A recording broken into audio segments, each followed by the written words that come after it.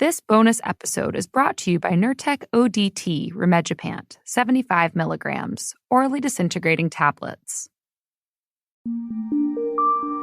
Hello. From Wonder Media Network, I'm Jenny Kaplan, and this is Womanica. This month, we're talking about women of science fiction. These women inspire us to imagine impossible worlds, alien creatures, and fantastical inventions, revealing our deepest fears and hopes for the future. Today, we're talking about a woman who fearlessly broke into the old boys club of the comic industry. She fought through adversity to become the first woman to draw Wonder Woman. Let's talk about Trina Robbins.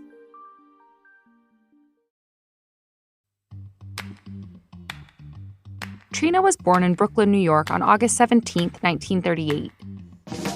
She started drawing the moment her little hands were able to form a fist around a crayon. Then, at 4 years old, she began to read. Trina zeroed in on comics. Her favorite comics were the ones with female protagonists. In a later interview, she said, "The ones that starred men were very boring to me. I wasn't interested in those." Her favorite comic characters were Wonder Woman and Mary Marvel. At first glance, Mary was just a young girl, but saying the word Shazam, she would activate her superpowers and transform into a superhero. Mary's character showed Trina that you didn't have to be a grown-up to have superpowers. When Trina was 18 years old, she dropped out of college and moved to Los Angeles. There, she worked as a nude model for men's magazines. In her spare time, she took art classes.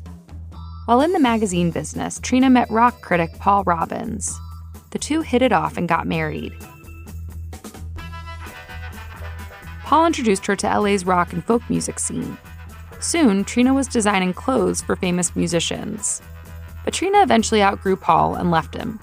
She moved back across the country and started a new life in downtown Manhattan in the mid-1960s. She opened a clothing boutique called Broccoli, which became a gathering place for artists. She also started taking her drawing more seriously. What began as fun ads for her store in an alternative newspaper evolved into her first official publication in a comic book in 1969. At that point, the underground comics movement was just beginning. That's comics with an X. The movement cropped up in response to an era of censorship. The underground represented a push for rebellion. Artists penned stories about the hippie movement, recreational drug use, and rock music. Around this time, Trina was also experiencing a sort of rebellion. In 1969, she read an article titled, "Why the Women Are Revolting." It changed her whole perspective and quickly turned her into a second-wave feminist.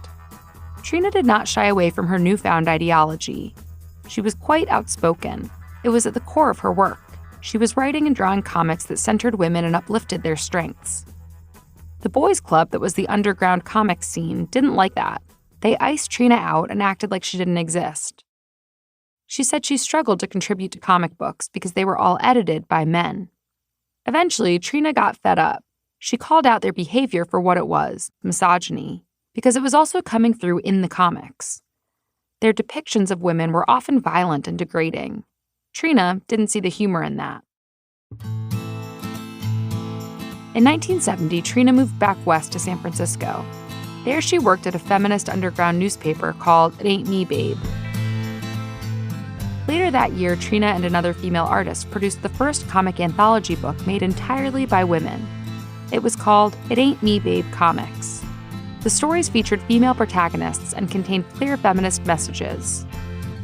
Trina's success continued with an all-women anthology called All Girl Thrills and a solo comic titled Girl Fight Comics.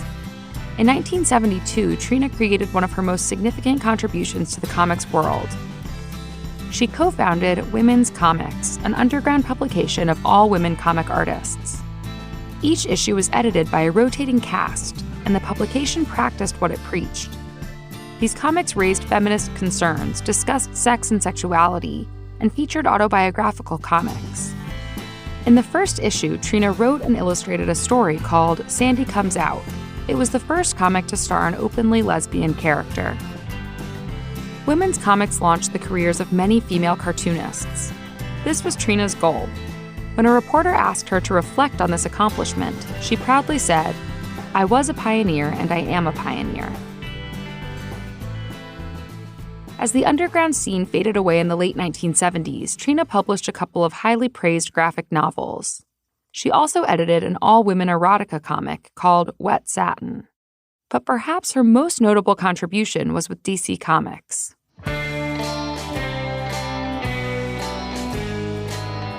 In 1986, the publishing company decided it was time to revamp its superheroes.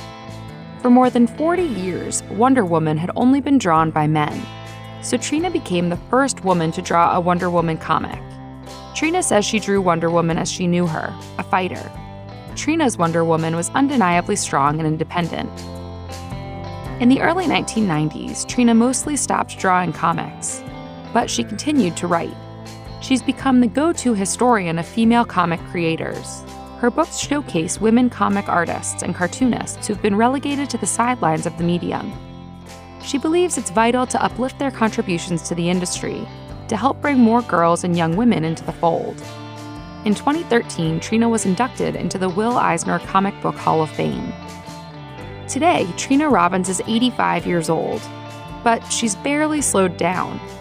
She's still busy writing and attending annual conventions like Comic-Con. One of her most recent projects is a pro-choice comic anthology called Won't Back Down. She conceived of it in response to the Supreme Court decision to overturn Roe v. Wade. Livid at the decision to rescind a woman's right to choose, Trina deployed her superpower of drawing to raise money for Planned Parenthood. The anthology blends fantasy and superhero motifs with real-life abortion stories to raise awareness and call for action.